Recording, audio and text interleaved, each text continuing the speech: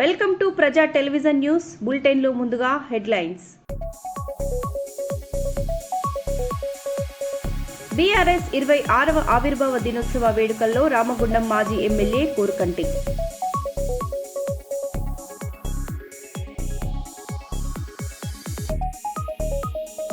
కర్నూలులో petrol బంకులపై collector SP తనిఖీలు.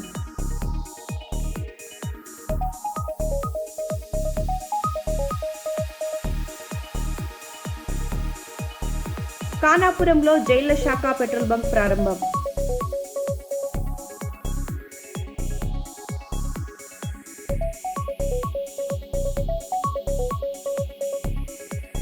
Toll gate సిబ్బందిపై మరో ఎమ్మెల్యే దాడి.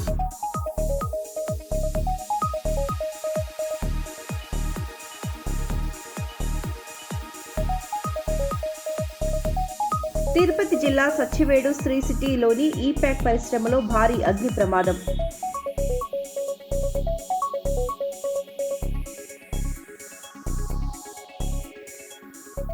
ఇక వివరాల్లోకి వెళ్తే, పెద్దపల్లి జిల్లా రామగుండంలో రామచంద్రరావు జన్మదినాన్ని పురస్కరించుకొని సేవా కార్యక్రమాలు నిర్వహించారు. బీజేపీ ఇన్ఛార్జ్ కందుల సంచారాణి ఆధ్వర్యంలో తబితా ఆశ్రమంలో చిన్నారులతో కలిసి కేక్ కట్ చేసి వేడుకలు జరిపారు. అనంతరం అన్నదానం నిర్వహించి బియ్యం, నిత్యావసర సరుకులు పంపిణీ చేశారు. సమాజ సేవ ప్రతి ఒక్కరి బాధ్యత అని, బీజేపీ ఎప్పుడూ సేవా కార్యక్రమాలకు ప్రాధాన్యత ఇస్తుందని ఆమె పేర్కొన్నారు.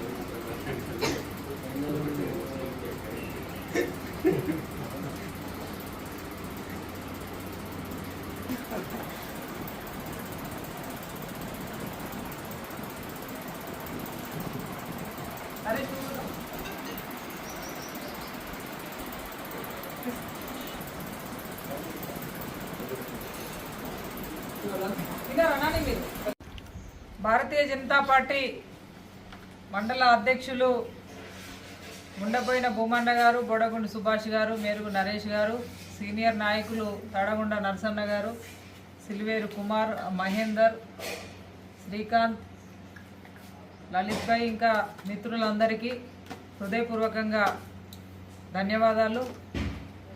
ఇవాళ పెద్దలు గౌరవనీయులు భారతీయ జనతా పార్టీ రాష్ట్ర అధ్యక్షులు, కరడుగట్టిన కాషాయవాది, ఒకవైపు న్యాయవాదిగా ప్రజలందరికీ కూడా ఎన్నో రకాలుగా సర్వీస్నిస్తూ రాష్ట్ర అధ్యక్షులుగా భారతీయ జనతా పార్టీకి కార్యకర్తలకు అనేక సేవలు అందిస్తున్నటువంటి గౌరవ పెద్దలు శ్రీ రామచంద్రరావు గారికి హృదయపూర్వకంగా పుట్టినరోజు శుభాకాంక్షలు తెలియజేస్తా ఉన్నాము.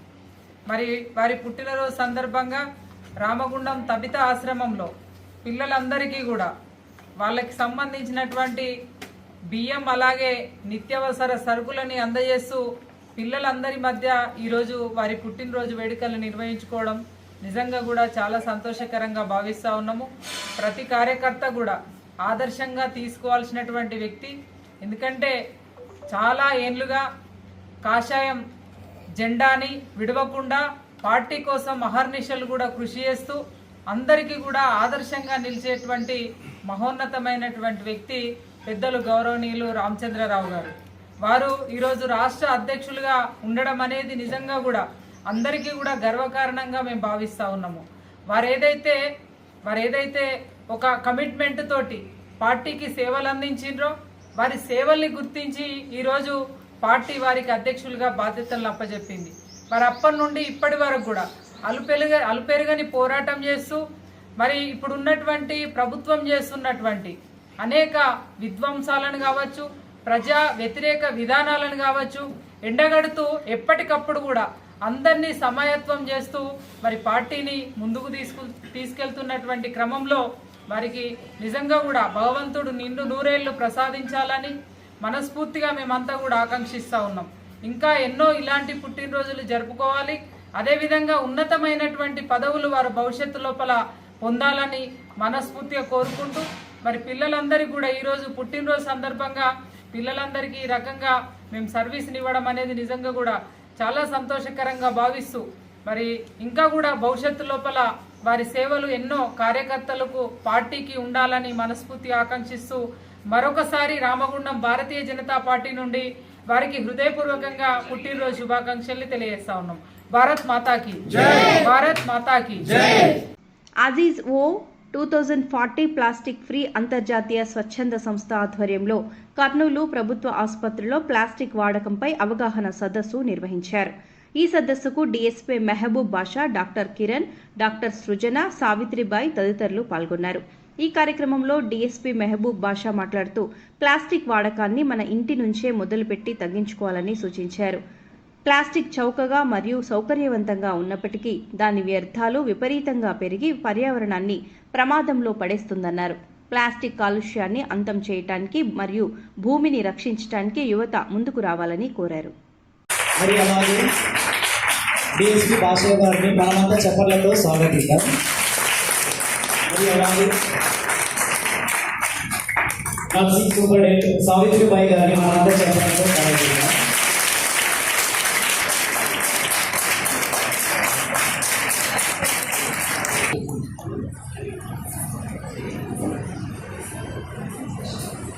కర్నూలు జిల్లా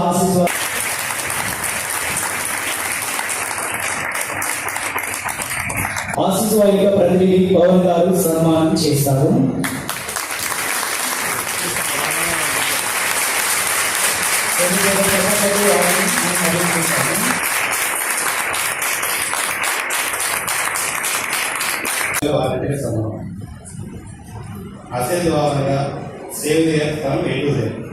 Very good morning to one and all who gathered here. Plastic free awareness program की विशेष ప్రెసిడెంట్ రిప్రజెంటేటివ్స్ అందరికీ మనస్ఫూర్తి పిల్లలు హేమహేమీలు చాలా ప్రోగ్రామ్స్ మనం చేసే నిర్లక్ష్యానికి పశుపక్షాలకు ఇబ్బంది పడుతున్నాయి. సో మనం దీన్ని ఈ ఆర్గనైజేషన్ చెప్పిన సూత్రాలు ఎలా దీన్ని మనము ఈరోజు మనం మాట్లాడుకుంటాం. సో ప్లాస్టిక్ వాడకూడదు. సో ఈరోజు ఒక రోజు మనం గుర్తుపెట్టుకుంటాం, బట్ ఒక హ్యాబిట్ లాగా మార్చుకోవాలి.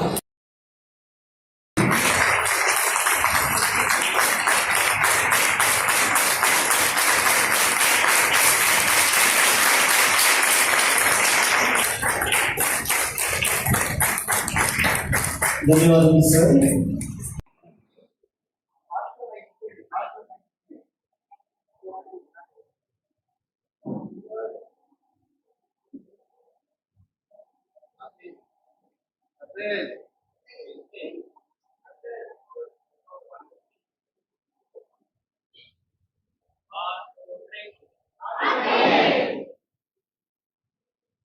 ఆసేజ్ బాబు ప్లాస్టిక్ ఫ్రీ ఇండియా 2040 తరఫున ఇక్కడ గవర్నమెంట్ హాస్పిటల్లో అవేర్నెస్ ప్రోగ్రామ్ అనేది చేయడం జరిగింది.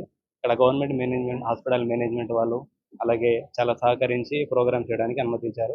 ఈ ప్రోగ్రామ్కి చీఫ్ గెస్ట్గా డిఎస్పీ సార్ కానీ, కరెస్పాండెంట్ సూపరింటెండెంట్ మేడం, అలాగే కిరణ్ సార్ కూడా వచ్చి హాజరై విద్యార్థులని అలాగే ఇక్కడ ఉన్న సభ్యులను ఎంతగానో ప్రోత్సహించారు. సో ఈ అసేజ్ అనేది ప్రపంచవ్యాప్తంగా 175 దేశాలలో ఎక్కువగా 7,800 సంస్థల కంటే ఎక్కువగా ఉన్నది. ఇది world mission society church of God ద్వారా ఇది నడిపించబడుతుంది. తద్వారా మనము 2040 ప్లాస్టిక్ ఫ్రీ అనే నిదానంతో ఇప్పుడు వెళ్తుంది. ఎందుకంటే ప్రపంచవ్యాప్తంగా ప్లాస్టిక్ అనేది మన జీవితంలో భాగంగా మారింది. కానీ ప్లాస్టిక్ అనేది ఇది చాలా ప్రమాదకరం కూడా మారింది. అందుకే ఈ ప్లాస్టిక్ ఫ్రీ తీసేయడానికి 2040 వరకు ప్లాస్టిక్ ఫ్రీ ఇండియా కోసం అవేర్నెస్ అనేది చేస్తున్నాం. సో మనం అసేజ్ భవన్ నుంచి క్లీనింగ్ ప్రోగ్రామ్ కూడా ప్లాస్టిక్ తీసేయడం, అలాగే ప్రజలకి ఆహ్వానం చేయడం, పాఠశాలలో కానీ గ్రామాల్లో కానీ ఇలాంటి పబ్లిక్ ఇన్స్టిట్యూషన్లో కూడా ఇలాంటి ప్రోగ్రామ్స్ చేయడం ద్వారా వారికి అవేర్నెస్ చేస్తూ ప్లాస్టిక్ ఫ్రీ కోసం అనేది ప్రయత్నం చేయడం జరుగుతుంది. ధన్యవాదాలు. ప్లాస్టిక్ ఫ్రీ అనే ఒక మంచి కార్యక్రమం ఏర్పాటు చేయడం జరిగింది. ఈ కార్యక్రమం జనరల్గా ప్లాస్టిక్ ఫ్రీ అనే కార్యక్రమం చాలా సంస్థలు ఏర్పాటు చేస్తుంటాయి. రొటీన్గా ఇది చేస్తున్నాము. అయినా మన 150 కోట్ల జనాభా ఉండే దేశంలో కొద్దిగా కష్టమే మంచి సక్సెస్ రేట్ తీసుకురావాలంటే. అయినా ఒకప్పుడుకి పోల్చుకుంటే ఇప్పుడు చాలా మందిలో అవేర్నెస్ బాగా వస్తూ ఉంది. ఇందాక ఇక్కడ మాట్లాడుతూ కొంతమంది వక్తలు చాలా చక్కటి సలహాలు సూచనలు ఇవ్వడం జరిగింది. మనం మన ఇంటి నుంచే మనం ఏ విధంగా నష్టపోతుంది అనేది చక్కగా వివరించి చెప్పడం జరిగింది. అలాంటి సూచనలు పాటిస్తూ మనం ఇలాంటి కార్యక్రమాల్లో పాల్గొని నలుగురికి స్ఫూర్తినిచ్చే, నలుగురికి కనివిప్పు కలిగే సూచనలు ఇస్తూ ముందు మన దేశంలో అట్టడుగు స్థాయి గ్రామాల వరకు కూడా ఈ ప్లాస్టిక్ వలన నష్టం ఏంటి అనేది వివరంగా చెప్తూ పోతే, దీనికి తోడు ఇప్పుడు ఉన్న సోషల్ మీడియాని టెక్నాలజీని వాడుకొని ఏ విధంగా చెప్తే మనలో అవేర్నెస్ వస్తుంది అనే కొన్ని చిన్న మెథడ్స్ ఇప్పుడు రీల్స్ లాగా చేస్తున్నారు, ఇంకా కొన్ని షార్ట్ ఫిలిమ్స్ తీస్తున్నారు.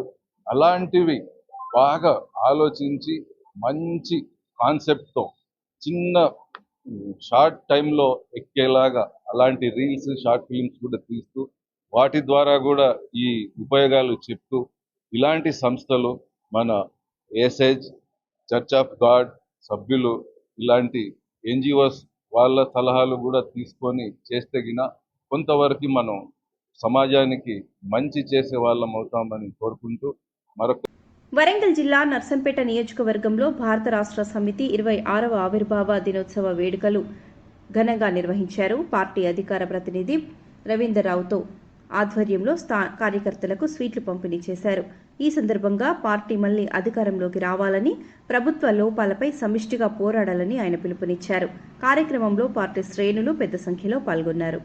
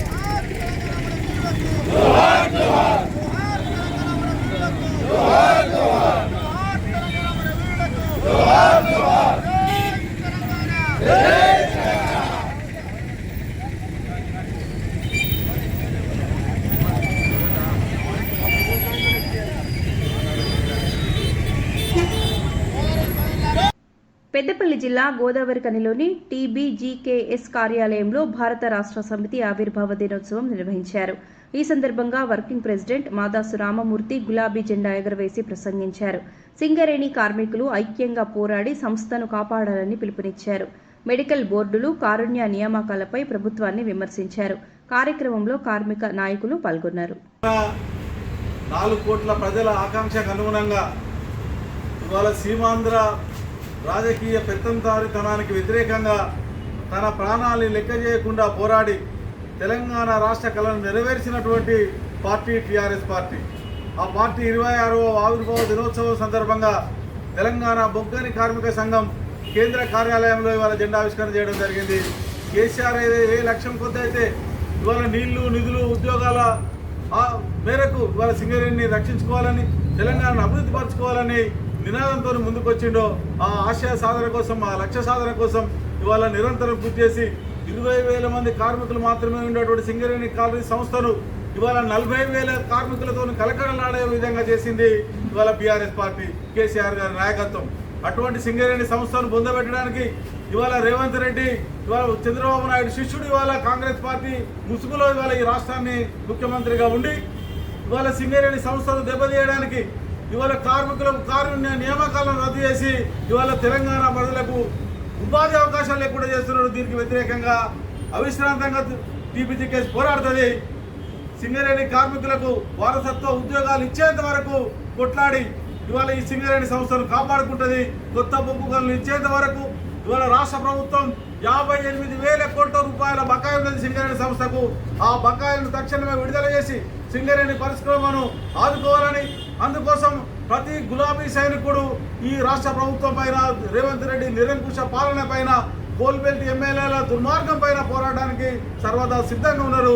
ఆ వెలుగులో ఇవాళ ఈ ఆవిర్భావ దినోత్సవం సందర్భంగా టీపీజీకే ప్రజలబడుతోంది. సింగరేణి సంస్థను కాపాడుకుంటామని, సింగరేణి కార్మికుల సంరక్షణ కోసం, ఇవాళ డిపెండెంట్ ఉద్యోగాల కోసం, మెడికల్ బోర్డు నిర్వహణ కోసం టీపీజీకేఎస్ పోరాడుతున్నారని ఈ ఆవిర్భావ దినోత్సవ సంఘం మరోసారి దీక్ష తీసుకుంటున్నది. జై తెలంగాణ, జై తెలంగాణ, తెలంగాణ మన వీరులకు, తెలంగాణ మన వీరులకు.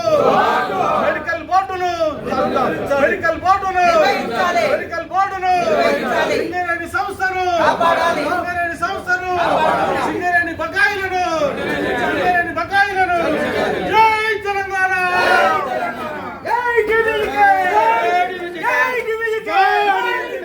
కర్నూలు నగరంలోని గీతా మందిరంలోని శ్రీ వాసవి కన్యకా పరమేశ్వరి అమ్మవారి జయంతి ఉత్సవాలు వైభవంగా నిర్వహించారు. తెల్లవారుజాము నుంచి జలాభిషేకం, పుష్పయాగం, లలితా హోమం, మహామంగళ హారతి కార్యక్రమాలు భక్తి శ్రద్ధలతో జరిగాయి. రంగురంగుల పుష్పాలతో అమ్మవారిని అలంకరించగా భక్తులు పెద్ద సంఖ్యలో పాల్గొన్నారు. అనంతరం తీర్థ ప్రసాదం, అన్న ప్రసాదం పంపిణీ చేశారు. కార్యక్రమంలో ఆలయ కమిటీ సభ్యులు, ఆర్య వైశ్యులు పాల్గొన్నారు.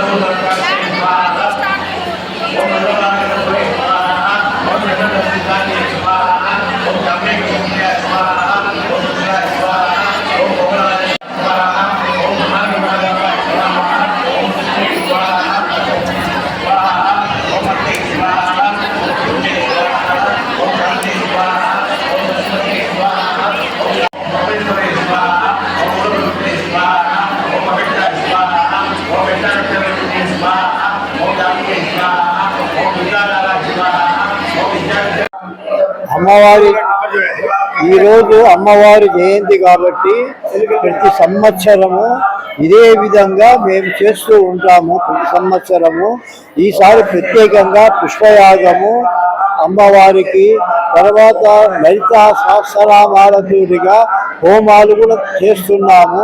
కార్యక్రమం అయిపోయిన తర్వాత అన్నదాన ప్రసాదం కూడా ఉంటుంది. అందరూ లక్షణంగా భోజనం చేసుకొని పోవాల్సిందిగా కోరుతున్నాము. సర్వే జనా సుఖినో భవంతు. నా పేరు కామిశెట్టి గురువయ్య. అందరికీ వాసవి జయంతి శుభాకాంక్షలు తెలియజేస్తూ, కర్నూలులో గత 60 సంవత్సరాల నుంచి గీతా మందిరంలో అమ్మవారి జయంతి సందర్భంగా ప్రత్యేక పూజలు అందుకుంటూ ఆర్యవైశ్యులకెల్లా ఇలవేల్పుగా వెలిసిన శ్రీ వాసవి కన్యకా పరమేశ్వరి కర్నూలులో ఆర్యవైశ్యులకే కాకుండా సమస్త ప్రజానికానికి అమ్మవారి దయాదాక్షాలు కరుణాకటాక్షాలు ఎల్లవేళ ఉంటాయి. మరి ఈ సంవత్సరము వాసవి జయంతి సందర్భంగా పుష్పయాగం సంకల్పించాము. మరి ఈ పుష్పయాగానికి భక్తులు తండోపతండాలుగా వచ్చారు. మరి పుష్పయాగానికి ఆర్థిక సహకారం అందించి ఈ కార్యక్రమాన్ని దిగ్విజయం చేయడానికి అందరూ సంకల్పం చేయడం జరిగింది. అలాగే లలితా నామావళి చేస్తూ లలితా సహస్రనామావళి హోమం కూడా చేస్తుంది. మరి ఈ పూజా కార్యక్రమం అనంతరము అందరికీ అన్నప్రసాద వితరణ జరుగుతుంది. అందరూ అన్నప్రసాద వితరణలో పాల్గొని అమ్మవారి కరుణా కటాక్షాలకు ఎల్లవెల్లలా పాత్రలు కాగలని మనస్ఫూర్తిగా ఆలయ కమిటీ తరఫున కోరుకుంటున్నాను. నా పేరు రేగురు విజయభాస్కర్, ఆలయ అధ్యక్షుడిని. కర్నూలులో పెట్రోల్, డీజిల్ కొరత లేదని జిల్లా కలెక్టర్ డాక్టర్ ఏ సిరి తెలిపారు. పలు పెట్రోల్ బంకులను ఆకస్మికంగా తనిఖీ చేసిన ఆమె అవసరానికి మించి ఇంధనం కొనుగోలు చేయొద్దని వాహనదారులకు సూచించారు. జిల్లాలో 166 బంకులు పనిచేస్తున్నాయని, సరఫరా సక్రమంగా కొనసాగుతోందన్నారు. అక్రమ నిల్వలపై ఇప్పటికే కేసు నమోదు చేసి ఇంధనం సీజ్ చేసినట్లు వెల్లడించారు. పరిస్థితి అదుపులో ఉందని, ప్రజలు సహకరించాలని అధికారులు విజ్ఞప్తి చేశారు.